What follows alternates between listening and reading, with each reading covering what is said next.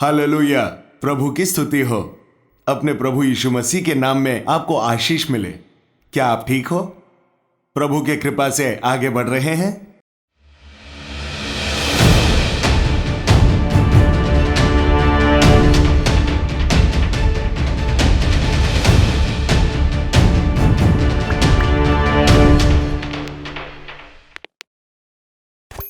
यहोशू की किताब अध्याय 1 वचन क्रमांक 9 को पढ़ते हैं। यहोशू की किताब अध्याय क्रमांक 1 वचन 9। क्या मैंने तुझे आज्ञा नहीं दी?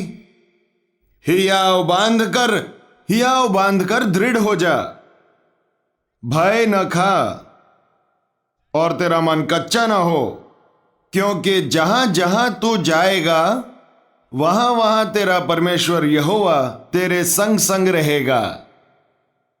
हियाव बांध कर दृढ़ हो जा, भय न खा। असल में ये इंसान क्यों तनावग्रस्त होता है? क्यों हड़बड़ा जाता है? क्यों डरपोक हो जाता है? क्यों डर जाता है? क्यों चिंतित होता है? क्या आप कभी ऐसे चिंतित हुए? मैं आप ही लोगों से पूछ रहा हूं। मैं कभी चिंतित नहीं हुआ कहने वाले कोई हो तो हाथ दिखाइए। ये क्या इतने लोगों में सिर्फ एक ही ने कहा कि वो चिंतित नहीं हुआ, बाकी सब चिंतित ही हैं क्या? क्या है बाधा? क्या आपने कभी ऐसे सोचा? असलियत में बाधा शब्द का अर्थ क्या है? आए हुए एक बाधा को, जो नुकसान हुआ है, आए हुए एक मुश्किल को बैठ के सोचते ही रहेंगे तो ऐसे में होगा क्या? मुश्किल हो जाती है। अरे रे, चिंता इंसान को घेर कर प्रभु पर अपना मन न रखने देकर डर से और चिंता से इंसान दिन ब दिन तनावग्रस्त हो जा रहा है। चाहे जितनी भी तरह की बाधाएं हो, अगर आप बताएंगे तो आज रात में सुनना चाहूंगा।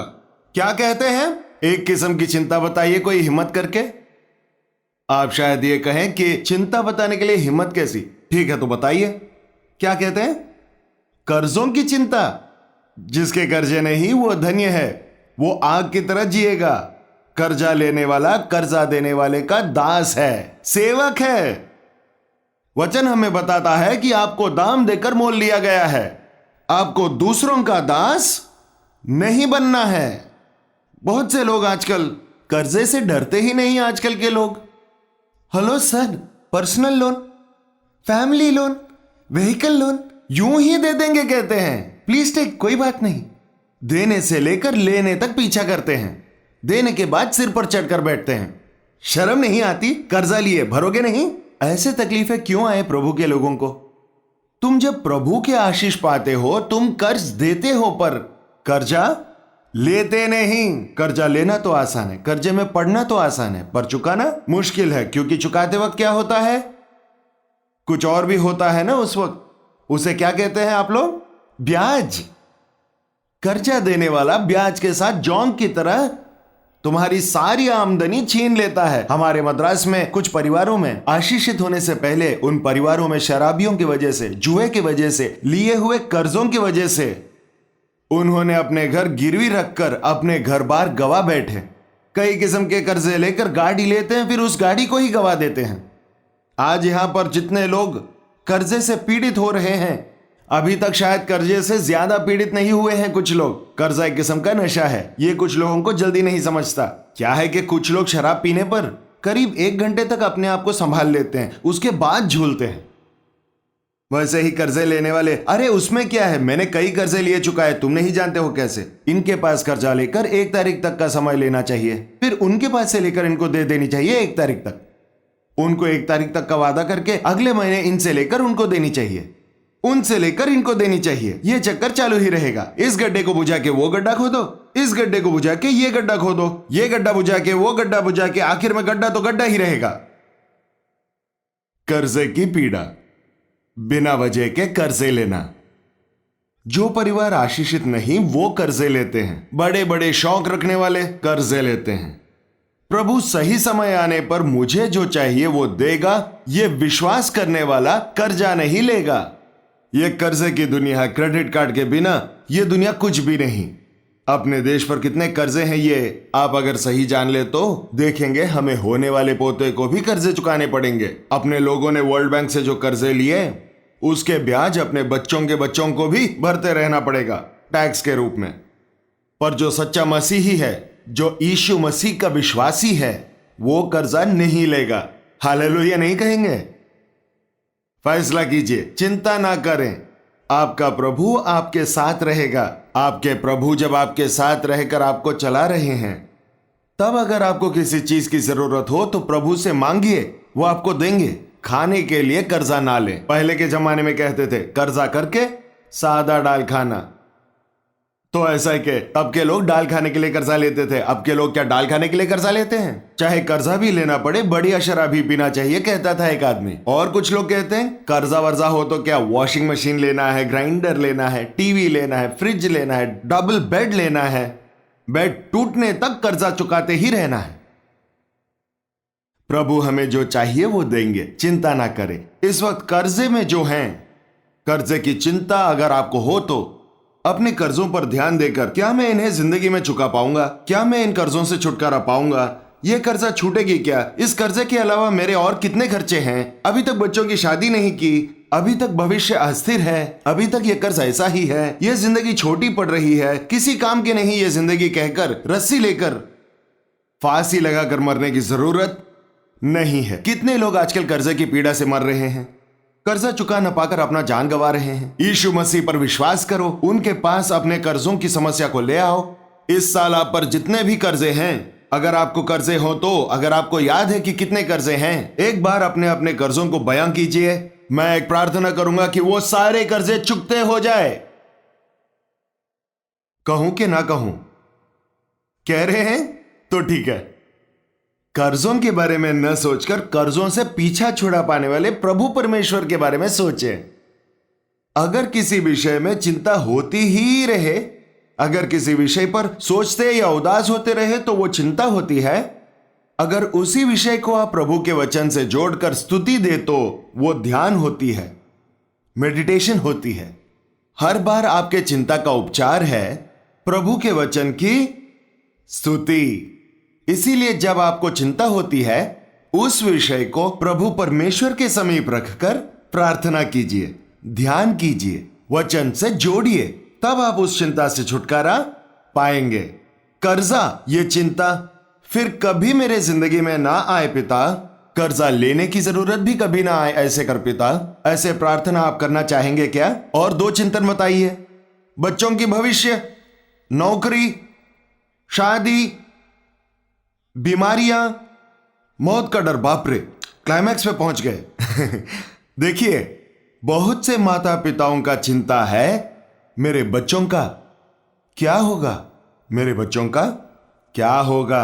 असल में अगर कोई इंसान अपने बच्चों की जिंदगी को संवार न सके तो मैं उसके जिंदगी को व्यर्थ समझता हूं। एक इंसान की महानता, द फेम, द ग्रेटनेस या बड़प्पन, वो किस तरह से अपने बच्चों की परवरिश करता है, इस बात पर निर्भर होता है, ना कि बड़े बड़े बिल्डिंग बनाना या करोड़ों की जायदाद बनाकर मर जाना, इससे नहीं होती। एक सच्चा मसीही परिवार में प्रभु परमेश्वर के आशीष उनके बच्चों पर होनी चाहिए। बच्चों की भविष्य की चिंता आज बहुत से माता पिताओं को सताती है। आजकल हम देखते हैं कि कई बच्चे युवा अवस्था में आते ही अपने काबू से बाहर हो रहे हैं। माता पिता इस बात से बहुत चिंतित हैं, पर it is too late for you. क्योंकि अगर आप चाहते हैं कि युवा अवस्था में आपके बच्चे आपके काबू में रहे, आपके बच्चों की भविष्य आशीषित होनी हो, तो उनके जन्म लेते ही उनके लिए आपको प्रार्थना करना सीखना चाहिए। वो आपके हाथों में जैसे चाहे वैसे, जहां बिठाए वहां बैठे, जैसे बोले गए वैसे सुनते वक्त ही उन्हें प्रभु के वचन के अनुसार आप बढ़ा सकते हैं। बहुत से माता पिता आजकल बच्चों के लिए इतने त्याग करते हैं कि उनके पास चाहे हो या ना हो, बच्चों के लिए महंगे कपड़े लेते हैं। अच्छे इंग्लिश मीडियम स्कूल्स में कितनी डोनेशन होती है एलकेजी के लिए, एमबीबीएस के लिए भी एक जमाने में इतनी डोनेशन नहीं होती थी। मेरे पिताजी जब काकीनाडा के रंगराया मेडिकल कॉलेज में दाखिल कराना चाहा, 10,000 की डोनेशन भरना पड़ेगा। भरकर पढ़ाऊंगा बोले, पर इतने में प्रभु ने मेरी रक्षा कर ली। आजकल एलकेजी के लिए 30,000 रुपए की डोनेशन है कहते हैं। फिर भी माँ पिताजी मजदूरी करके, कड़ी मेहनत करके, उधार लेके बच्चों को इंग्लिश मीडियम में भर्ती करना चाहते हैं। अच्छे कपड़े खरीदने हैं, अच्छा खाना देनी है, अच्छी बात है।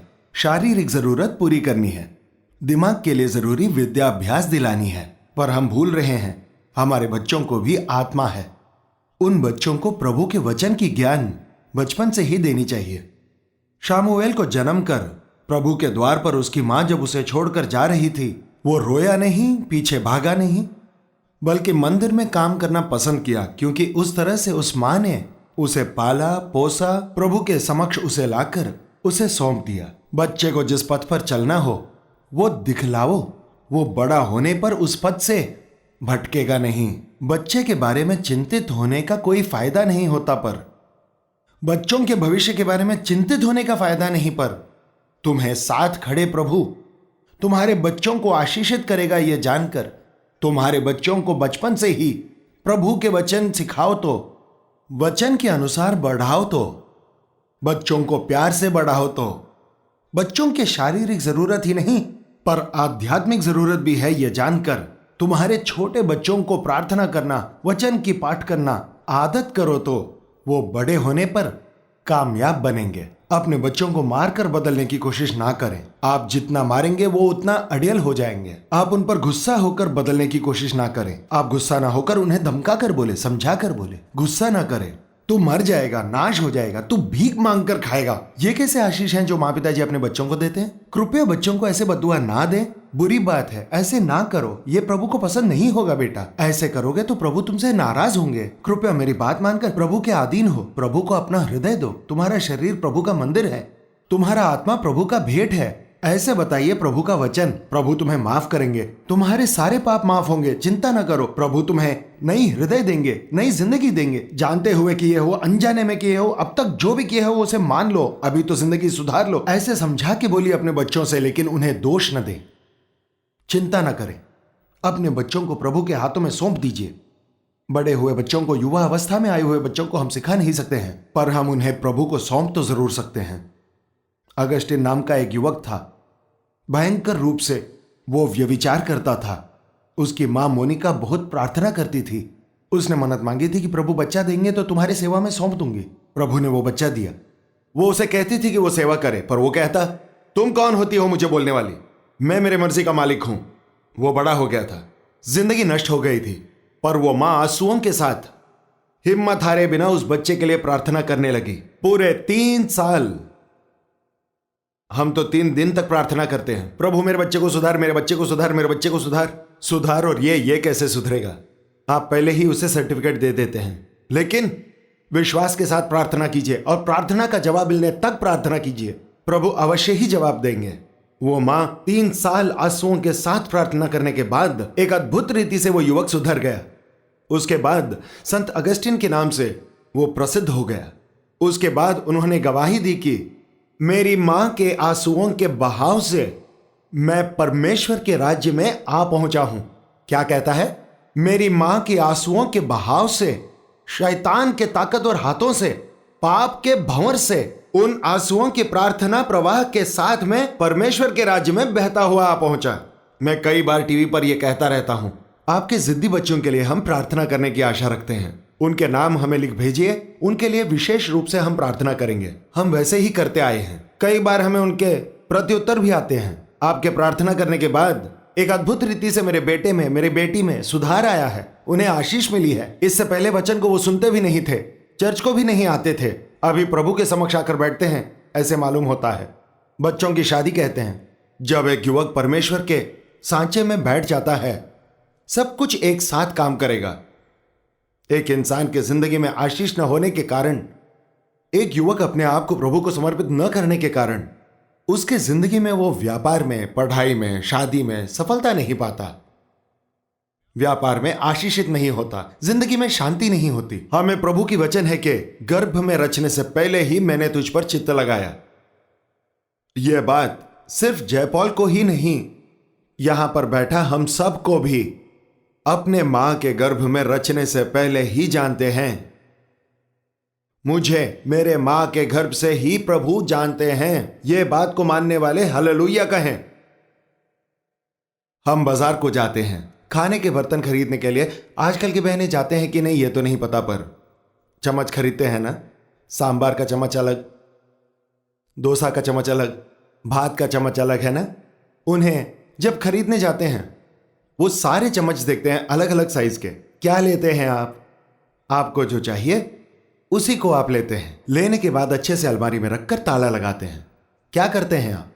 इस्तेमाल करते हैं। यीशु प्रभु ने हमें चुना था जब हम अपने माँ के घर में रचे गए थे। किस लिए? इस्तेमाल करने के लिए। हाथ की तरह इस्तेमाल करने, चम्मच की तरह इस्तेमाल करने, सांबार के चम्मच की तरह इस्तेमाल करने, झाड़ू की तरह इस्तेमाल करने, हथौड़े की तरह इस्तेमाल करने, या लोहा आरी की तरह, कैंची की तरह इस्तेमाल करने। उन्हें कई काम होते हैं और कई औजार इस्तेमाल करते हैं। अलग अलग किस्म के इंसान चाहिए। इसीलिए हर एक इंसान के बारे में दस्तक करना आते हुए भी हमारे अंगूठे का निशान लेते हैं, क्योंकि एक अंगूठे के निशान की तरह दूसरे के अंगूठे का निशान नहीं होता। मतलब ये रेखाएं भी प्रभु ने खास तौर से आकार दिए हैं।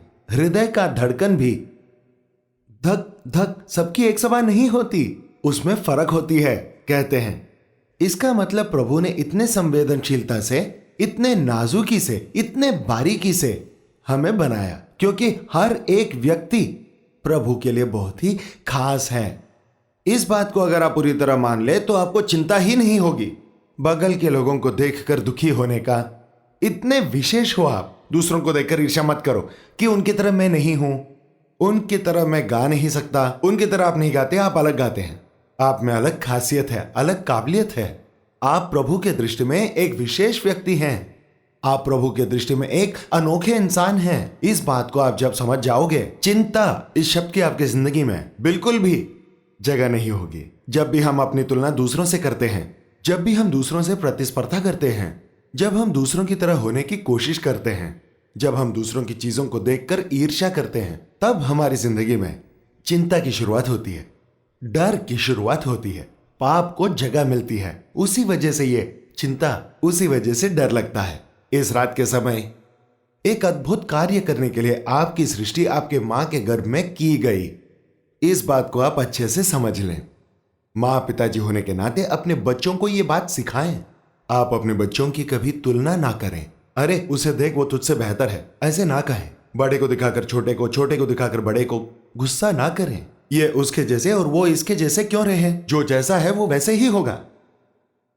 उसके जैसे रहो क्यों कहते हो? उसके जैसे कैसे रहेगा? वो पैदा हुआ, प्रभु ने उसकी अलग से सृष्टि की और इसकी अलग से सृष्टि की, आपको अलग बनाया। मुझे जैसे प्रभु ने बनाया मैं वैसे रहूंगा तो ही कामयाब बनूंगा, ना कि प्रभु का मेरे लिए अलग उद्देश्य होकर मैं कुछ और करूं तो मैं कामयाब कैसे बनूंगा?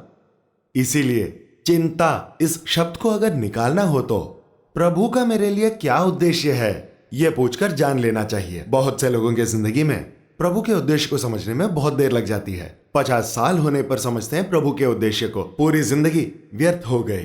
प्रभु के उद्देश्य को आपके बच्चे अपनाएं। प्रभु के साथ संगति बनाना, यह आपको उन्हें सिखाना है। आपके बच्चों के भविष्य के बारे में चिंता करने की कोई जरूरत नहीं। मेरे बच्चों के बारे में मैं कहता हूं ना, मैं उन्हें हमेशा एक ही बात बताता हूं, जबरदस्ती नहीं करता किसी भी विषय में, कभी जबरदस्ती नहीं करता। प्रभु से बात करके अनुभवी बनिए। प्रभु के उद्देश्य को समझकर वही करो, प्रभु के अनुसार जियो, बस। इन बच्चों के लिए कोई जायदाद बनाकर नहीं रख रहा हूं। वो अगर प्रभु के उद्देश्य को समझे तो उनके भविष्य के लिए जरूरी सारी चीजें प्रभु उन्हें देगा। आप बच्चों को प्रभु से मांगना सिखाइए। हम सिर्फ एक हद तक अपने बच्चों को दे सकते हैं, प्रभु तो प्रचुर मात्रा में देते हैं। हम देते हैं तो छोटी सी मुट्ठी भर के। प्रभु ने अगर मुट्ठी खोल दी तो ओहो, वो सारी जरूरतें पूरी हो जाएंगी। हमारे बच्चों को हमें देनी चाहिए दैविक भय, प्रभु पर विश्वास। ये देने पर प्रभु अत्यधिक प्रमाण से उन्हें आशीषित करेंगे। बच्चों के भविष्य के बारे में चिंता अगर तुम्हें हो तो उस चिंता को प्रार्थना के रूप में बदलकर प्रभु के समक्ष लाकर रख दीजिए। आपको चाहे जो भी चिंता हो। कुछ लोगों को बीमारी होने पर बहुत चिंता होती है। पुराने जमाने में भी बीपी और शुगर हुआ करते थे, कैंसर भी हुआ करता था, पर उसे दूसरे नाम से जानते थे मुझे लगता है, पर वो खुशी से ही जीते थे। आज क्या है कि जब हम ठीक हो क्या पूछते हैं, क्या खाक ठीक हो? बीपी किसने कहा? डॉक्टर ने कहा। और ऐसे क्यों कहा? परसों बीपी चेकअप करने गया था। चेकअप करने के लिए जाते ही मेरी रक्षा करो प्रभु, वहां डॉक्टर दबाते रहता है फूस फूस करके। अरे ठीक तो हूं ना, मैं ठीक तो हूं ना, ये सोचते ही बीपी ज्यादा हो जाती है। जब प्रभु के समक्ष खड़े हो, तुम्हें स्वस्थ रखने वाले यीशु को बहुत बलशाली व्यक्ति अच्छे से खड़े होकर गवाही दे तो बड़ी बात क्या है। मैं जब कमजोर होता हूं तभी मैं ताकतवर होता हूं, कहता है पौलुस। जो मुझे सामर्थ्य देते हैं उसमें मैं सब कुछ कर सकता हूं, ऐसे पौलुस कहते हैं। इसीलिए एक छोटी सी बीमारी, छोटी सी तकलीफ आने से चिंता ना करें। बीपी शुगर ही नहीं, आजकल बहुत से लोगों को कैंसर हो रहा है। कैंसर की बीमारी चाहे कितने भी ऑपरेशन करने पर या कितने ही उपचार करने पर भी 1 या 2 साल, ज्यादा से ज्यादा 3 या 4 साल कहते हैं, उसके बाद उनकी मौत हो जाती है। लेकिन कुछ लोग उस बीमारी को प्रभु को सौंपने पर चंगाई देखने लगते हैं। वो जितने दिन जीवित हैं उतने दिन खुशी से बिल्कुल स्वस्थ लोगों की तरह जी पा रहे हैं। अगर आप में से कोई इस कैंसर से पीड़ित हो तो विश्वास रखिए, क्योंकि परमेश्वर सब कुछ कर सकता है। तुम्हारा चंगा करने वाला यहोवा मैं हूं, और उसी के कोड़े खाने से हमें चंगाई मिलती है। यदि तू कर सकता है, विश्वास करने वाले के लिए सब कुछ हो सकता है। आजकल कई सारे कैंसर पेशेंट्स प्रभु परमेश्वर के नाम से प्रार्थना करके चंगा हो रहे हैं। और एक भयानक व्याधि, हीन व्याधि HIV द्वारा, एड्स द्वारा कितने सारे परिवारों में पति के गलती की वजह से पत्नी पीड़ित हो रही है, या पत्नी की गलती की वजह से पति भी पीड़ित हो रहा है। माँ पिताजी की गलती से गर्भ में पल रहा बच्चा भी उसका शिकार होकर व्याधिग्रस्त हो रहा है। ऐसे स्थिति में कई सारे परिवार हैं। सच पूछो तो वो कैसे सुखी रह सकते हैं ये मैं नहीं जानता, पर उनके जिंदगी में लाइलाज बीमारी है। वो हमारे शरीर में बीमारी की सामना करने वाला सेना है, उस सेना को होने वाली बीमारी है ये। इसलिए फिर चाहे जो भी बीमारी आए, एड्स से पीड़ित आदमी को सर्दी हो तो ठीक नहीं होता, खांसी हो तो ठीक नहीं होता, चमड़ी की बीमारी हो तो ठीक नहीं होता, एलर्जी ठीक नहीं होता, उसे हुआ बीमारी ऐसा ही जारी रहता है। फिर भी आज कई सारे एड्स के पेशेंट्स वो विश्वास रखकर, उनके चिंता, उनके तकलीफ प्रभु से कहकर, वो प्रार्थना करके, स्तुति करके, जाकर पश्चाताप करके, उनके व्यभिचार के बारे में, उनके पापों के बारे में मानकर छोड़ देने के बाद वो फिर जाकर चिकित्सा परीक्षण करवाने पर अद्भुत रीति से उनके खून में कोई दोष नहीं है करके डॉक्टर सर्टिफिकेट देते हुए हम देखते हैं। प्रभु यीशु मसीह एक अद्भुत प्रभु हैं, तुम्हारे साथ रहते हैं, तुम्हें चंगा करते हैं। तुम्हें चिंता ना कर, चिंता ना कर, चिंता ना कर, ये तुम्हें बार बार कहते हैं। अगर यीशु के पास नहीं आओगे तो जिंदगी भर सिर्फ चिंता होगी। तुम अगर उनके पास आओ तो तुम्हें चिंता करने की जरूरत नहीं। इस रात के समय कर्जा की चिंता अब से मेरे जिंदगी में ना हो, ऐसे करना पिता। कर्जा लेने की जरूरत ना हो, ऐसे करना पिता। ऐसी प्रार्थना करना चाहेंगे क्या? मेरे बच्चों के विषय में चिंता, उनके देखभाल के विषय में चिंता, उनके पोषण के विषय में चिंता, उनके भविष्य के विषय में चिंता, उनके विवाह के विषय में चिंता मुझे ना होकर हिम्मत देने वाले आप मेरे साथ हो, ये विश्वास मुझे प्रदान करो पिता। ऐसी प्रार्थना करने के आप तैयार हो? जैसी भी बीमारी आए, जो भी दुख मिले, मेरे प्रभु मुझे चंगा करेगा। उस बीमारी को झेलने के लिए, उस परिस्थिति से बाहर निकलने के लिए मेरे प्रभु के हाथ मेरे साथ होनी चाहिए। ऐसे विश्वास आप करना चाहेंगे क्या? मेरे साथ अपने सर झुकाए, आपके जो चिंता हैं उन्हें स्पष्ट रूप से आपके प्रभु यीशु के सामने ज्ञात कीजिए।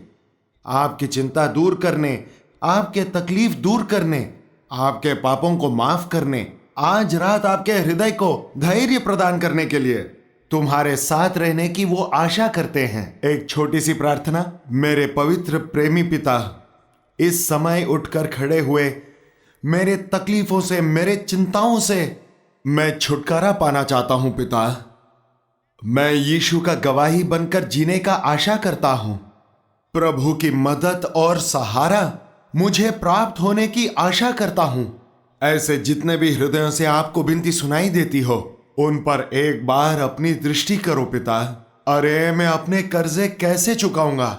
इन कर्जों के घेरे से मैं कैसे छूट पाऊंगा? इस समस्या में फंसे हर परिवार को इस समय आशीषित करो पिता। बच्चों के भविष्य का क्या होगा? मेरे बेटे बेटियों की शादी कैसे होगी? मेरे बेटों का भविष्य का क्या होगा? ऐसे माँ पिताजी के हृदय में चिंताओं को आप देख रहे हो पिता। इसीलिए चिंता ना कर। ये बात कितने अच्छी तरह से आपने हमें समझाया। हमारे चिंताओं को दूर करो पिता। आपके होते हुए हमें कैसी है ये चिंता? आपके हाथ के होते हुए क्यों होती है हमें चिंता? आपका खून होते हुए कैसी ये बीमारी और दर्द? पिता, आप पर विश्वास रखकर, आपके आशीष पाए हुए बनकर रहने में मदद कर। यहां शामिल हुए हर एक पर दृष्टि करो पिता। चाहे जो बीमारी से वो पीड़ित हो, वो चाहे कैंसर हो, वो चाहे एड्स हो, वो कोई बीपी या शुगर हो, या कोई और बीमारी हो, नसों की बीमारी हो, हड्डियों की कमजोरी हो, वो चाहे जो कोई बीमारी हो, क्योंकि हमारे बीमारियों को आप ले लिए हैं। नाजरी के यीशु मसीह के नाम से मैं हर बीमारी को यीशु के नाम से खंडित करता हूं। आपके चंगा करने वाले हाथों से छू लो पिता। इस सभा में अद्भुत कार्य कर पिता। मानसिक वेदना से पीड़ित लोगों को आशीष दो। चिंताओं को जगह देकर पिता, हृदय से निराश परिस्थिति में लोगों को इस समय आप धैर्य दे पिता। धैर्य दे पिता। कायर आत्मा को निकाल लो पिता। आत्मविश्वास से भरा जिंदगी प्रदान करे पिता। यीशु के तरह, योद्धा की तरह, वीरों की तरह, गवाही की तरह, जयवंत की तरह प्रभु परमेश्वर जीने में मदद करें। यहां शामिल हर एक को आशीष दो। आज रात एक अद्भुत परिशुद्ध आत्मा के कार्य को हर एक के अंतर मन में होने दो पिता। सभा खत्म हो गई हमेशा की तरह, ऐसे न होते हुए तुम्हारे आत्मशक्ति से भरे हुए लोगों की तरह, जिंदगी में बड़ी अंतर पाए हुए लोगों की तरह आपकी सहायता पाकर, आपकी उपस्थिति के साथ हम इस जगह से जाएं। ऐसे हम में से हर एक को मदद कर पिता। यीशु मसीह के नाम में मैं मांगता हूं पिता, आमीन।